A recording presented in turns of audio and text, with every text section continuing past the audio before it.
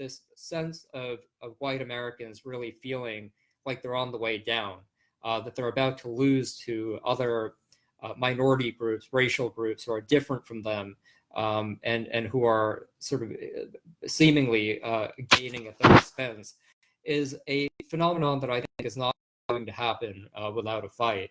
And I think that this poses a serious threat to high-achieving minorities of all different groups, but especially those that, in addition to being minorities, are just look different. I think there's, for anyone who is open and willing to look at the literature and the science on this, there is absolutely no question that someone's phenotype, like that, how someone looks, the extent to which they have dark skin or maybe different eyes, or just they look different, absolutely manifests in a different set of attitudes and reactions and fears. So I think in terms of the negative consequences that high achieving minorities can expect to face in the coming years in America, I've identified 8 that I think are likely to happen, and I'll go through them. So number 1 is a national consensus behind progressive taxation, with particularly the areas where white pluralities or majorities can target an Asian community large enough to extract and redistribute significant wealth. So this might happen, for example, in areas where you have like Indian doctors or businessmen in certain family-owned businesses who are making a lot of money, or if you have like a tech sector that tends to draw predominantly certain minority groups. I think that you can expect to see that in particular. Number 2 is a decline in merit-based hiring and admissions processes, with harder and harder quotas directed against Asians and enforced by a nexus of government, corporations, and academia. So basically, what's going to happen is at some point, there's going to be a recognition that when you have fair, equal-based admissions processes and whatever, that leads to that comes at the expense of white Americans, especially the white middle class, and it tends to benefit and favor Asians and other high-achieving minority groups. And basically, whatever the rationale is, whether it's diversity or inclusion or whatever the fancy accepted term is for it, basically you're going to see companies, corporations, educational departments, governments find whatever rationale they can to make sure that there aren't too many of a certain minority group, and that all these institutions, to quote Bill Clinton, look like America. Number 3 is going to be rising rates and greater transaction costs associated with moving money and people abroad, particularly to Asia. So basically, there's going to be an effort to try to basically extract value and prevent the kind of ties between Asian ethnic groups in the US and their counterparts and connections that they have in East Asia, and basically to try to mitigate what could be an even greater degree of inequality arising from Asian American groups taking advantage or becoming the beneficiary of rising economic and political growth in the Asian continent generally. Number 4 is a crackdown on immigration and on visa programs that have the effect of separating transnational Asian families and reducing economic competition for whites. So I think more than anything else, this is actually what really accounted for the Trump phenomenon. Trump really recognized the opportunity from really taking on the mantle of being an immigration restrictionist. And if you look at not only the rhetoric, but also the policy, if you look at Senator Jeff Sessions, for example, he was long regarded as an outlier on the immigration issue for how hard of a view he had against immigration. Almost overnight, he basically became the mainstream of the Republican Party he became Attorney General, and one of the initiatives that he did was really cracking down on visas of high-tech workers, which obviously, if you look at it in this lens of ethnic competition, was benefiting Asians and non-white immigrant groups at the expense of white engineers and people in the tech sector. This is also something actually that Steve Bannon has said, and it got some attention, that he was actually interviewing Donald Trump on the radio.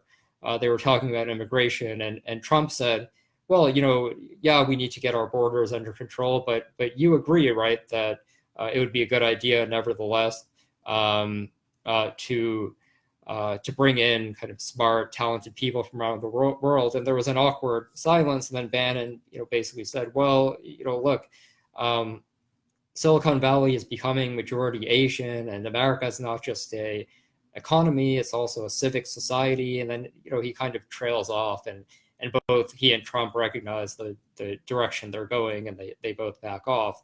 But basically the point Bannon was making is that, look, even if Silicon Valley and these tech sectors are benefiting from these Asian immigrants, that does something to America's civil society, which presumably he views as a negative. Actually, you might want to, maybe I'll post this too, but Fareed Zakaria interviewed Bannon and asked him about this, and Bannon elaborates on his view, which is certainly worth checking out. Okay, number 5 is growing tolerance for unflattering and explicitly racial stereotypes, humor, and insults in popular mainstream culture directed at Asians.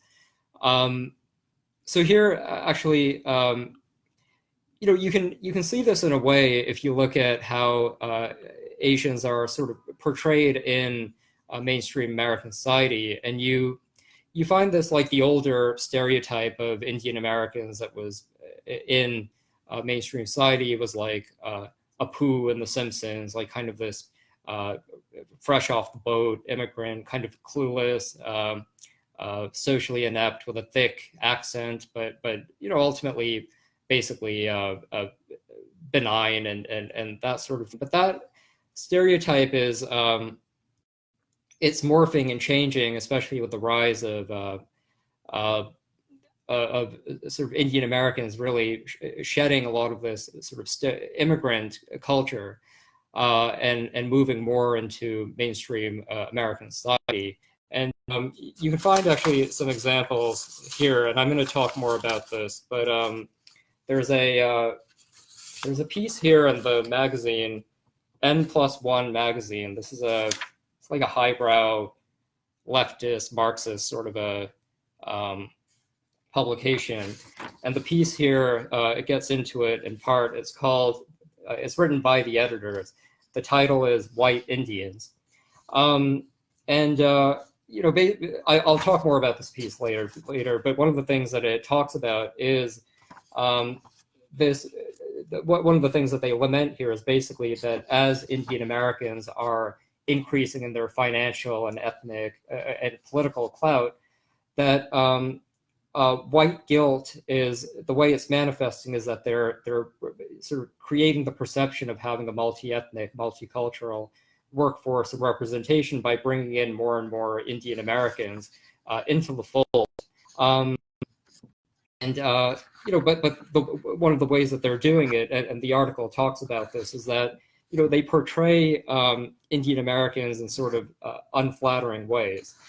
And they kind of like deride and make fun of aspects of Indian American culture and society that, in a sense, attribute or account for the success of the community.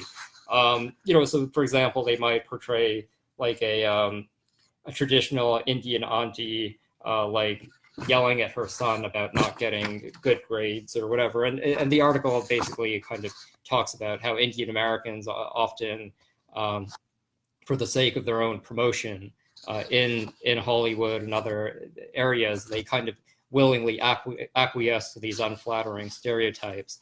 But these are sort of I think one of the things you're going to find is that increasingly portrayals of Indian Americans are going to resemble more and more a lot of the avaricious stereotypes that more traditionally have been associated with Jewish Americans, like the trope of the greedy banker, or like the cheating businessman, or whatever else. And I think you're probably going to end up seeing that more and more. Number 6 is a steady increase in hate crimes for nation. This is already happening. You can pull up the data on your own, but this is particularly, in my view, likely to happen in mixed urban areas with high numbers of African American or Latino populations, but also mixed with a high percentage of like middle class Asian small business owners. This already happened to some degree in the 80s in New Jersey. There was this group called the Dot Busters, which were getting upset by Indian growth in Edison, New Jersey. This happened in an earlier time during the civil rights movement, between tensions between African Americans and Jewish Americans. And actually, if you talk to older like Jewish Americans today who lived through the civil rights movement, they'll kind of mutter things like, well, after all that we did for them. And what they're basically alluding to is the fact that Jewish groups had played a very active role in championing the cause of civil rights. But ultimately that led to a dynamic where there was greater tension between African American groups and Jewish groups. Number 7 is greater tolerance in U.S. foreign policy for dictators and dictatorial regimes that are persecuting high-achieving minorities within their borders. Probably the ugliest example of this happening in an earlier period is when you look at the early days of the Nazi regime and when it was starting to become clear what that meant for Jews in Europe, that you had a lot of very powerful Americans that were basically, kind of winking and nodding or sympathetic to this, because they were viewing this persecution abroad in the context of their own aggrievements and resentments at home. The Kennedys are probably the most infamous example where, basically there's now transcripts and whatever of these early meetings between the Kennedy patriarch and the Nazis, basically saying really ugly things like, I completely understand why this is happening. And I think that probably where it's likely to manifest, basically these populist thugs like Duarte and others, were, in the form of populism and kind of representing those that have been forgotten, that this is going to manifest against crackdowns against, for example, Chinese diasporas. This actually happened during the Asian financial crisis in the 90s, where I've talked about this in earlier videos, that there was a very serious backlash against Chinese minority groups in Southeast Asia at the peak of the Asian financial crisis. And I think you're just going to basically see American leaders viewing human rights atrocities against high-achieving minority groups through the context of their own resentments at home, and basically not really recognize a salient American interest in doing anything about it. And then number 8 will be a shift in white America from feelings of what historically what has been called white supremacy. White supremacy being this theory that whites as a racial group are superior to others, to growing sympathy for quote, white nationalism. White nationalism being less concerned about which group is so-called objectively superior or inferior, more just with the idea that whites as a coherent bloc ought to identify as whites, and that they deserve their own space to protect their own culture. And you've already basically seen this. I've written about it with the rise of the alt-right and other things, that if you really look at this newfound identitarianism, and it's manifesting on the right now, but I think that it's going to become a left-wing phenomenon in a different way as well. Basically, what you have is this growing idea that of white Americans losing their faith or losing their allegiance to more cosmopolitan, race-neutral forms of identity, in favor of more explicitly identitarian forms of identity or membership where they die with other whites. And they basically argue that we don't care if Asians are doing better at math or they're contributing to the economy or whatever. We want to be with our own people in our own neighborhoods. We want to preserve the sanctity of our communities, and that could manifest in any number of different ways.